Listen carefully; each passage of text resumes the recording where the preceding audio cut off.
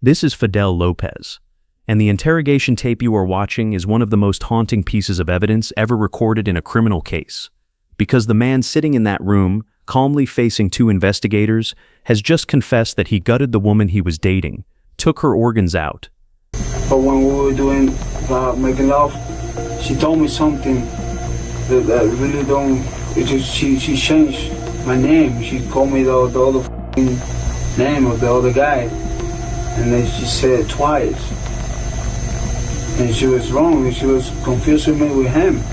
Just a few hours earlier, at the Colonnade Residences apartment in Sunrise, Florida, a 31-year-old woman had died in the apartment she had only moved into 1 week earlier. That woman was Maria Nemeth, a woman who had just walked out of an 8-year marriage, was trying to rebuild her life, and was the manager of the building where she was killed.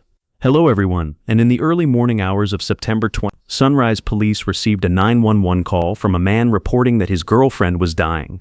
When they arrived, the police found a horrifying scene. What happened in that apartment that night was carried out by a person who, throughout this story, you will find hard to believe is a human being. And when that interrogation tape was publicly released by CBS 4 Miami, even those who had followed the case from the beginning were not prepared for what they heard.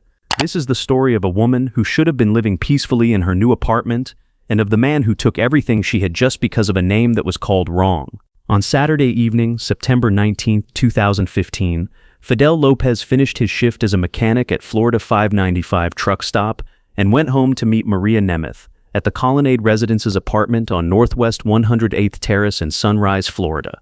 The apartment the two had just moved into exactly 1 week earlier, with no furniture yet, no chairs, only cardboard boxes stacked as storage.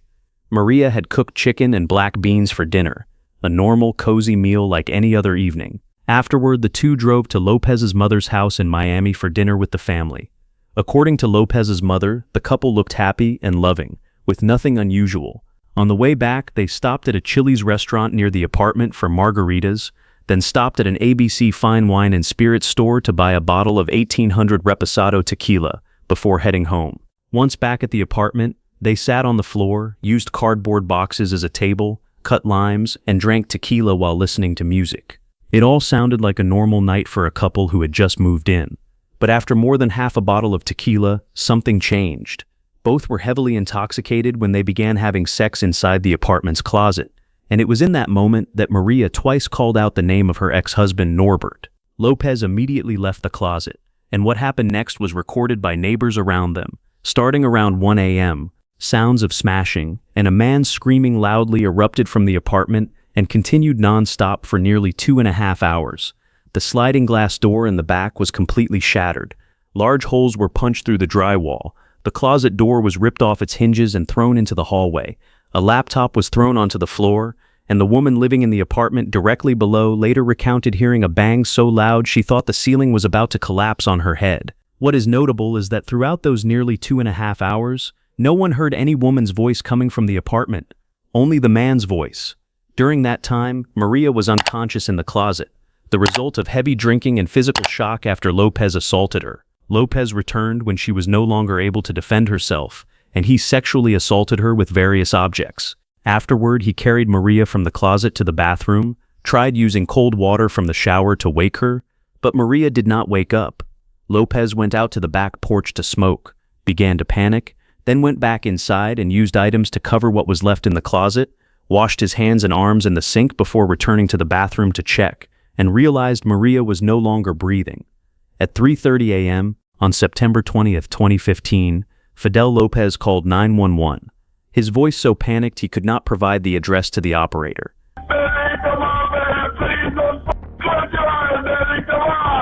Okay. I need to know something with the address on it so we can get it down.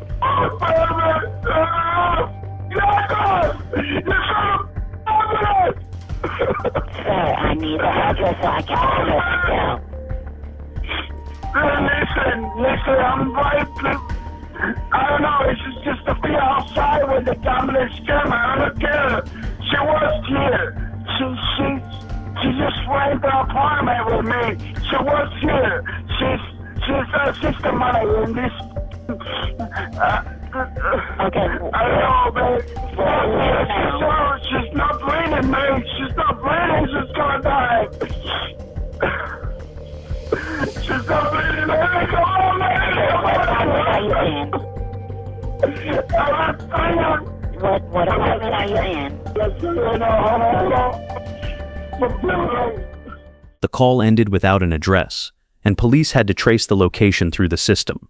Sunrise police and rescue teams arrived at 3:39 a.m., less than 10 minutes after the call. When they entered the apartment on Northwest 128th Terrace, the interior lights were dim, and the first thing that hit them was large blood trails along the hallway walls and floor, forming a long streak leading toward the bathroom.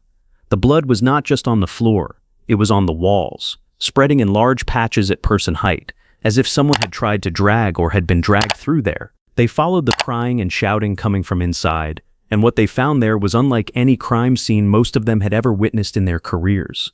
The bathroom door had been ripped off its hinges and lay on the floor.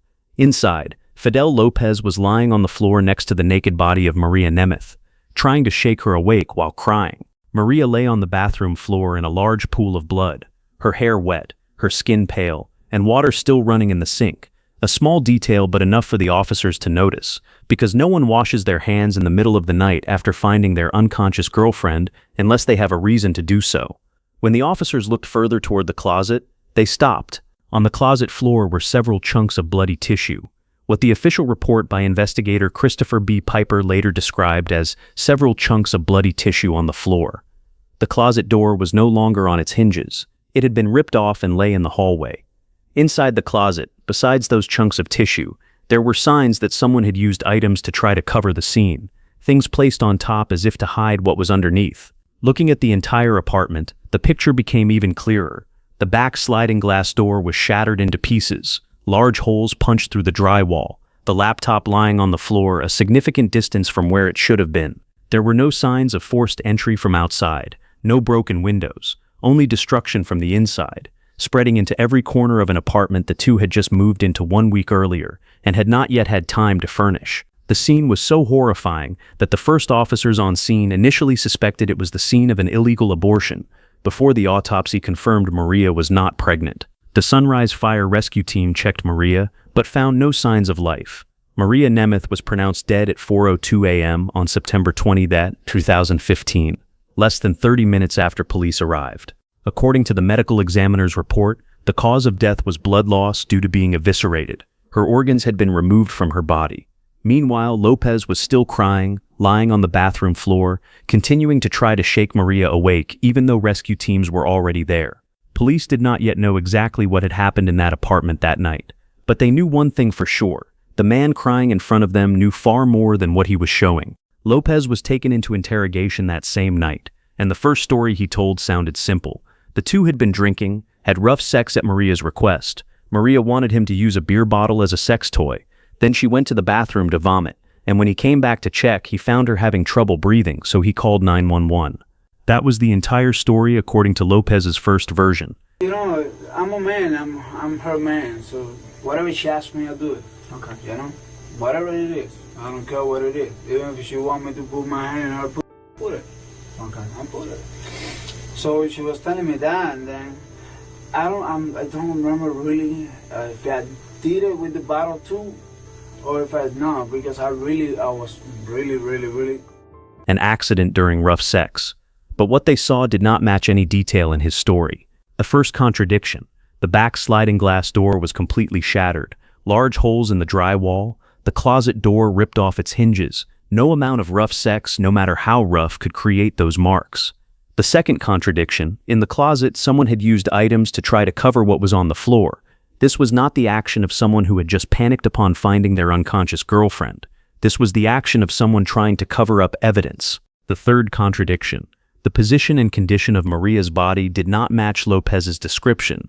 If she had simply fallen in the bathroom after vomiting, the scene would not look like that. The fourth contradiction, water was still running in the sink when police arrived. Someone had washed their hands and arms, and done so not long before police arrived. And the fifth contradiction was what the neighbors provided. The sounds of smashing and a man screaming loudly began around 1 a.m. and continued non-stop for nearly 2.5 hours. But throughout that time, no one heard any woman's voice coming from the apartment. If Maria had really been conscious and actively asking Lopez to do what she wanted as he claimed, then why did no one, not a single neighbor in that building, hear her voice during those nearly 2.5 hours? The investigators confronted Lopez directly. Fidel, this was not rough sex. Lopez began changing details, adding then retracting, claiming he didn't remember when the glass door broke, didn't remember why there were holes in the wall, didn't remember many things, but remembered very clearly the details that made him look like a victim or a hero. And while waiting alone in the interrogation room, Lopez picked up a piece of paper and a pen, then doodled pictures of car engines. Not a single tear, not a single sign of a man who had just lost the woman he loved. After speaking with the medical examiner, one of the investigators returned to the interrogation room and placed a piece of paper in front of Lopez. What's that covering right there? I don't know what this is. Okay, not what is that? What's underneath it? Because that was put there. You put that there. I don't know what's on it. Holy man. That's her insides.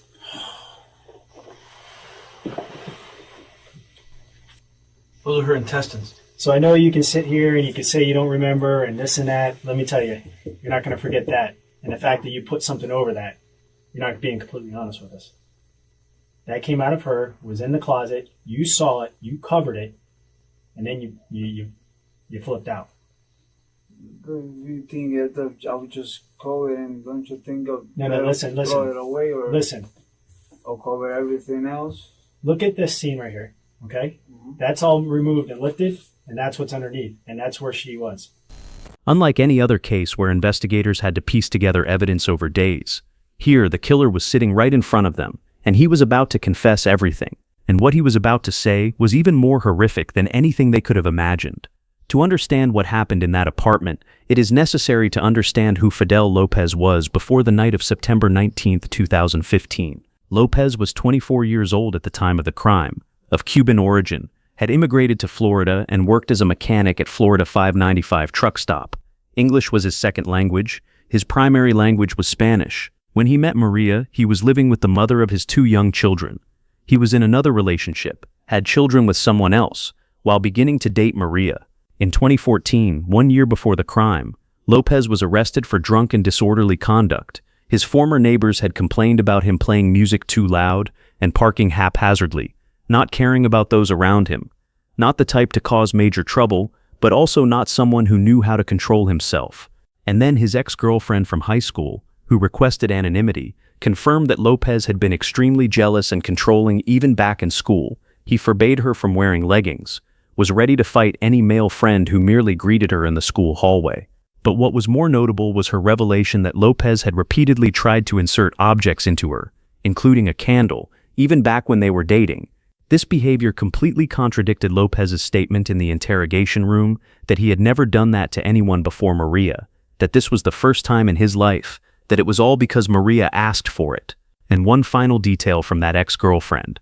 1 week before killing Maria, Lopez texted her asking when they could meet again. She refused. As for Maria, she met Lopez at a nightclub at a time when she had just walked out of an 8-year marriage, the most vulnerable period for a woman trying to find herself again. The relationship started fast and intense. They moved in together at an apartment in Hollywood, Florida, then moved into Lopez's family home, then 1 week before the crime moved into Colonnade Residences. The total time they dated was around 1 year. Nothing in that record explains what happened in that apartment that night, and nothing in that record prepared us for what Lopez was about to confess in the interrogation room. Lopez stayed silent for a moment when the investigator placed the evidence in front of him, then admitted that the first story was not completely truthful. And from there, the truth began to peel away layer by layer. The first layer, that night, at the moment when the two were drinking, Maria mentioned her ex-husband and told Lopez she was considering moving back to Peru to live with her mother. 2 pieces of information enough to plant the most dangerous seeds in the head of a jealous man. The second layer, while having sex in the closet, Maria twice called out her ex-husband's name, Norbert. Lopez described that moment in the interrogation video. At peace. But when we were doing making love, she told me something that I really don't. It just she changed my name. She called me the other name of the other guy. And then she said it twice. And she was wrong. She was confusing me with him. But Lopez's anger did not come only from the wrong name. He confessed that he thought the things Maria asked him to do that night were things she had done with her ex-husband, and that thought magnified everything many times over. The third layer, Lopez left the closet and smashed up the entire apartment in a rage. What the neighbors heard starting at 1 a.m., the holes in the walls, the shattered glass door, the closet door ripped off, all happened during this period. The fourth layer, Lopez returned to the closet and found Maria lying unconscious, no longer able to resist, no longer able to say no. The fifth layer was the layer that even the most seasoned investigators in that room were not prepared for. Lopez sexually assaulted Maria while she was unconscious, using a beer bottle, inserting both fists deep up to the elbows, using a hair straightener in both positions on her body. And then he confessed that he had pulled and yanked tissue from inside Maria's body. One of the pieces pulled out was up to 13 feet long. Those were the chunks of tissue the officers found on the closet floor when they entered the apartment. Lopez described himself in that moment. I had become a monster. And then he added a detail he had tried to hide from the beginning. Maria did not walk from the closet to the bathroom as he claimed in his first story. She crawled. A woman with those kinds of internal injuries had crawled from the closet to the bathroom while Lopez went outside to smoke. The entire interrogation did not have a single moment in which Lopez showed genuine remorse, not a single tear, not a single question about Maria's condition or about her family. The final question Lopez asked the investigators after confessing everything, after describing in detail what he had done to the unconscious woman he said he loved, was, "Do you think I'll get a few years in prison?" Lopez was arrested immediately afterward on first-degree murder and 2 counts of sexual battery. In a recorded call from jail to his lawyer, Lopez laughed and said, "I wanted to be famous, just not this way." In another call to his mother, when his mother asked if he had done anything strange to Maria, Lopez answered immediately without a second of hesitation, "No." The man who had just sat in the interrogation room and described in detail everything he had done to the unconscious woman in the closet, that man picked up the phone and told his mother he had done nothing strange. And that was not the only time Lopez's lack of emotion appeared clearly, because throughout the entire process, from the moment police entered the apartment, through many hours of interrogation in the closed room, to the first days in jail, no one, no officer, no investigator, no jail staff recorded any genuine tears from Fidel Lopez. He cried when police arrived, but when investigators pressed him on specific moments, there was nothing. When left alone in the interrogation room, he drew car engines. When calling his lawyer, he laughed. No grief, no breakdown, nothing of a man who had just lost the woman he loved. By February 2017, Lopez appeared in court for an important hearing before the official trial. His defense attorney, Melissa McNeil, argued that the entire confession in the interrogation room should be excluded from evidence. The reason given was that Lopez did not truly understand his rights because of the language barrier, because English was not his native language. This argument may sound reasonable on paper, but there was one problem. The entire 911 call was made in English. The entire multi-hour interrogation was conducted in English. No interpreter was present in the room, and Lopez did not once request an interpreter or show that he did not understand what was being asked. Broward County Judge Alona Holmes reviewed the entire file and denied the request to suppress the confession. The confession remained intact, and all forensic evidence was about to be presented to the jury. While Lopez sat in jail awaiting trial, forensic evidence was collected and analyzed. The autopsy confirmed that Maria Nemeth's cause of death was blood loss due to being eviscerated. Her organs had been removed from her body. Maria had severe injuries to the back of her head and multiple defensive wounds on her body. Wounds a body creates when trying to shield itself from an attack, when the survival instinct is still working before consciousness fades. The 2 positions, vagina and anus, were injured to the point that the medical examiner could no longer distinguish the boundary between them. She had been torn open from the outside inward with force that the report described as only possible from repeated powerful fist impacts.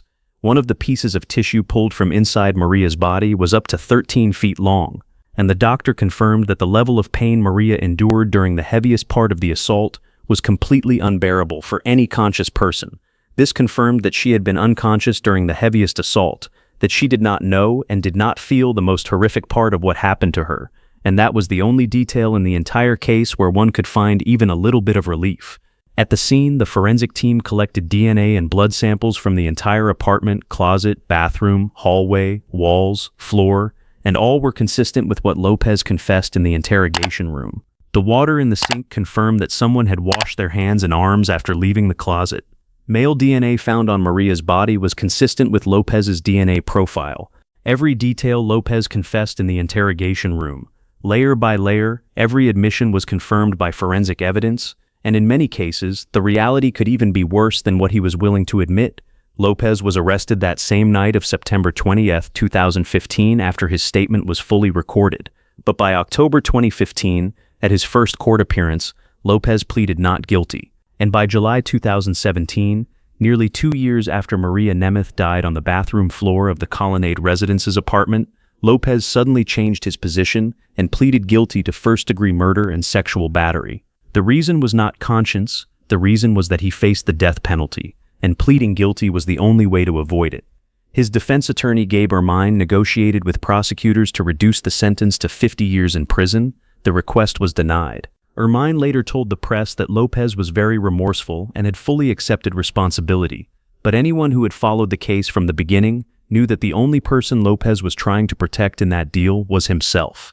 The sentencing hearing took place on August 30, 2017 at Broward County Court, before Judge Ilona Holmes, the same judge who had denied the motion to suppress the confession 6 months earlier. Prosecutors replayed the entire file and emphasized one thing that forensic evidence had confirmed. Maria Nemeth was alive and uninjured when everything started that night. This was not an accident, not consensual rough sex. This was a murder carried out in a rage by a man who could not tolerate being called the wrong name. The interrogation video was played in court, and Lopez's voice echoed in the courtroom, his voice describing every detail, his voice calling himself a monster, his voice asking how many years he would get right after confessing. Maria's uncle stood up to read a letter on behalf of the family, saying that only God had the right to decide Fidel Lopez's true fate. Maria's father spoke through an interpreter, his voice slow and heavy. If I have to summarize Maria's life, it would be very difficult to say in a few lines. I just want to tell all of you that she has been and will continue to be an example of affection, effort, perseverance, and love for humanity. Lopez's mother, sister, and a cousin also spoke. His mother described her son as a loving child, then turned to Maria's family and said, "We want to apologize and say that we are also devastated." When it was Lopez's turn, he spoke through an interpreter. Different from the night in the interrogation room when he confidently claimed he understood English. "Today, I am glad to carry out this sentence.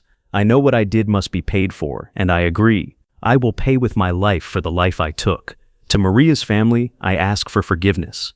He also thanked the judge for sparing him the death penalty. Throughout the entire hearing, no one recorded any emotional display or real tears from Lopez. He showed no shame, no pain, nothing of a man standing before a sentence that would follow him for the rest of his life. Judge Ilona Holmes sentenced him to life in prison, with no possibility of parole, no right to appeal the sentence. I gotta be honest, in my almost 23 years on this bench, I've never been left without words to say. The sentence was pronounced, the courtroom door closed, and Fidel Lopez was led away. But for the Nemeth family, no door ever closed. Maria's father was the one who stood before the court and tried to summarize his daughter's life in a few sentences, an example of affection, effort, perseverance, and love for humanity. That was all a father could do for his daughter after everything else had been taken away. The pain of the Nemeth family did not end on August 30, 2017, when Judge Holmes pronounced the sentence. It only changed into another form, a form that no sentence, no matter how heavy, could heal. As for Lopez, there is one question that many people who followed this case still ask. Did he really tell the full truth in the interrogation room? Because one thing was too clear when rewatching the entire interrogation video, Lopez did not remember anything that made him look bad, but he remembered very clearly every detail that could make him look like a victim or a hero. He remembered Maria asking. He remembered asking if she was sure. He remembered trying to save her with cold water. He remembered calling 911, but he did not remember why there were holes in the wall, did not remember when the glass door broke, did not remember what happened during the longest and darkest period of that night. There is a theory about alcoholic blackout, a state where the brain stops recording memories while the person is still conscious and acting, and that theory has real scientific basis. But in Lopez's case, his blackout worked in a strangely unbelievable way. It only erased exactly the parts that made him look like the perpetrator, and kept all the parts that made him look innocent. That was not a blackout, that was a choice. The Maria Nemeth case has since been widely analyzed in studies on intimate partner violence, and it brutally illustrates the combination of three factors: extreme jealousy, alcohol, and the feeling of being disrespected. Three things that can be controlled separately, but when they meet in a closed space with a man like Fidel Lopez, create something that cannot be taken back. The greatest danger does not come from strangers on the street. It comes from the person sleeping in the same bed with you, the person who knows your name, the person you trust enough to move in with. Extreme jealousy is not love, it is a warning sign, and Maria Nemeth paid with her entire life for that. She was born in 1984, died in 2015, 31 years old. She was the manager of the building where she was killed. That apartment was the place she chose to start over, the blank page after 8 years of marriage. And all she deserved to receive was to live in that apartment peacefully and whole. If this story makes you think, please share it with the people around you. Sometimes a video can change the way someone looks at a relationship. Thank you for watching until the end. Don't forget to subscribe to the channel so you don't miss the next videos. And I will see you next time.